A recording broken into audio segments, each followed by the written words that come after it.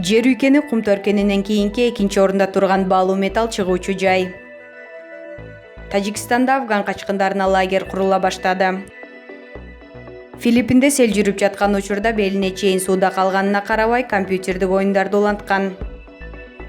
Ооганстандагы суу ташкыны 40 адамдын өмүрүн алды. Боз теридеги жигиттин өлүмү. Катуу жааган жамгырдан улам Тоң районунда сел жүрдү.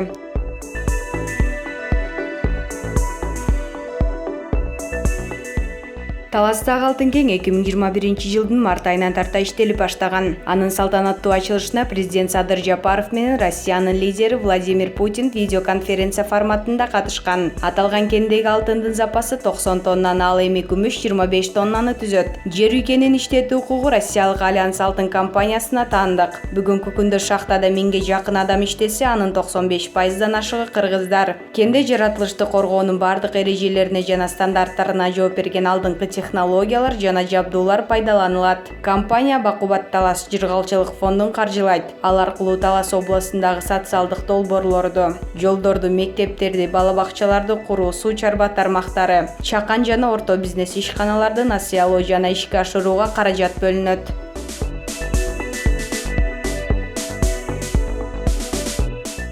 Ооганстандын түндүк-чыгышындагы Нуристан провинциясындагы күтүүсүз суу ташкынынан кеминде 40 адам көз жумуп, 152 кишинин дайыны табыла элек. Катуу жааган нөшөрдөн кийин башталган суу ташкыны Бега Мирдеш кыштагын толугу менен алып кеткен. Жүздөгөн турак жай кыйрап, ондогон адамдардын өмүрү кыйылды. Жергиликтүү тургундардын айтымында аймакта 700-800 турак жай болгон.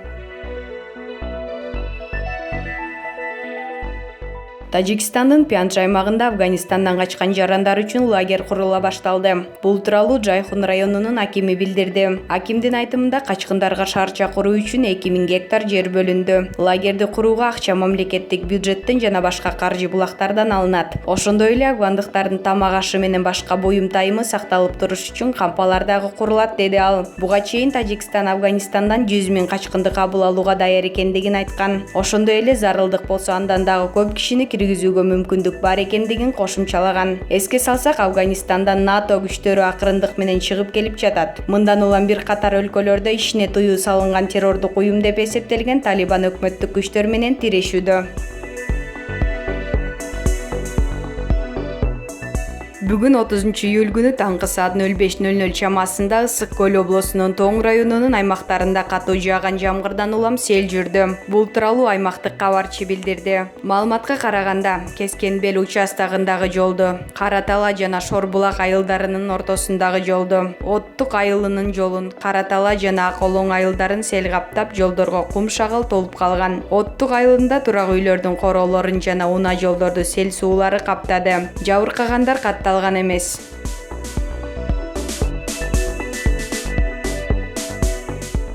Филиппинде сел жүрүп жаткан учурда белине чейин сууда калганына карабай компьютердик оюндарды уланткан. Метро маалымат булагы кабарлагандай, окуя Риза провинциясынын Кайынта шаарында болгон. Нөшөрдөн улам бир катар шаарларды жана райондорду суу баскан. Жаш геймерлердин видеосун компьютердик клубтун кожоюну Сио Самсон тарткан. Кадрдан балдардын имараттын ичинде суу белине жеткенине карабай ойноп жаткандыгын көрүүгө болот. Биз ал күнү мындай окуя болуп кетерин билген эмеспиз. Аларды көрөрүм менен оюнду токтотууну чечип, жабдууларга суу тийгизбей алып чыгып кеткенимди айттым, деген кафенин ээси. Андан кийин геймерлер көп киши катышып ойноочу сеансты токтотушуп, суу баскан жайдан чыгып кетишкен. Басылмада белгилегендей, бардык электр зымдары суу тийбей турган бийиктикте орнотулган. Прокуратура Ысык Көл районунун Бостери айылындагы Золотые Пески пансионатынын жээгинде каза болгон 18 жаштагы баланын өлүмү боюнча сотко чейинки өндүрүш иштерин жүргүзүүдө. Райондун акими Калыбек Жумадыловдун айтымында, мамлекеттик райондук администрация Золотые Пески жана Дельфин де Люкс пансионаттарынын ортосунда жайгашкан аквапарктын жанындагы пляжда болгон кайгылуу окуя боюнча прокуратурага кат жөнөткөн. Экологиялык жана техникалык коопсуздук боюнча мамлекеттик инспекциясынын өзгөчө Кырдаалдар министрлигинин Бостери айыл өкмөтүнүн кызматкерлери менен биргеликте окуя болгон жерде болдук. Ал жакта аквапарктан тышкары бир топ аттракциондор бар. Бул аттракциондордун ээлери менен сүйлөшүп, объектилердин техникалык коопсуздугун талаптарына жооп берет деген тыянак чыкканга чейин ишин токтото туруусун сурандык. Биз суранып гана макулдугун алабыз, анткени бизде башка ыйгарым укук жок. Белгилүү болгондой, Кыргызстанда ишкерлерди текшерүүгө мораторий киргизилген, бирок алар азырынча жабыла албайбыз деп жооп беришти, деди ал.